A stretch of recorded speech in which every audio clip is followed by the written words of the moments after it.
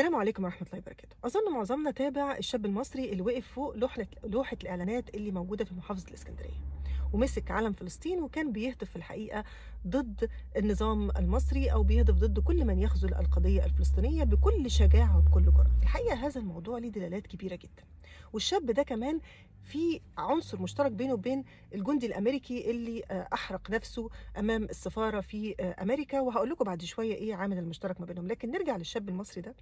الشاب ده بيقول إنه الجيل اللي بيتابع الأحداث في مصر بقاله 10 سنين جيل في الحقيقة بيصحى وبيفوق على وعي جديد، إنه يجب أن نهزم الخوف، وإنه مش هينفع نفضل مستسلمين لحالة الغلاء وحالة الإنهاك اللي بتحصل للشعب المصري، وإن الشباب لسه ليه دور كبير وعظيم في نصرة القضية الفلسطينية، القضية في الحقيقة اللي بتجمع كل الشرفاء. وهي دي بقى نقطة الالتقاء بينه وبين الجندي الأمريكي اللي النهاردة راح وعمل العمل البطولي اللي حاول يعبر بيه عن رفضه لما يحدث في غزة. ويمكن قبلها بوقت قليل لو تفتكروا كانت بعض الناس بتقول ليه ما بقتش بتطلع مظاهرات كتيرة في الدول الغربية، هي الناس اعتادت الحرب ولا لأ؟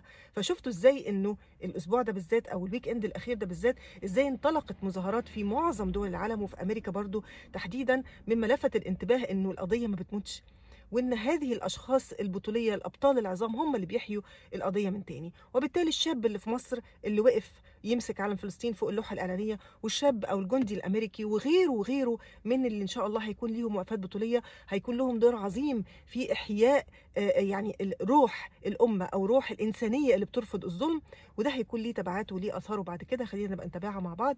لكن في الحقيقه خليني اقول انه يعني كل التحيه لهؤلاء الابطال، وانه الامل لسه موجود، وانه الناس مش بتعتاد المشهد ولا حاجه، بالعكس احنا بنشوف قد ايه انه لسه القضيه بتحيا، ومع طول الحرب واستمرارها هتستمر تظهر هذه النماذج البطوليه الى ان ياتي ان شاء الله يعني اليقين بنصر، او ياتي يوم النصر العظيم اللي فعلا بدا واللي بيكمل مع اظهار هذه النماذج. الامل كبير في اللي جاي، ابشروا ابشروا، وليكوا دور كبير يا شباب مصر. يعني خدوا الشاب ده قدوه، وربنا ان شاء الله يتقبل منكم جميعا جهدكم وجهادكم.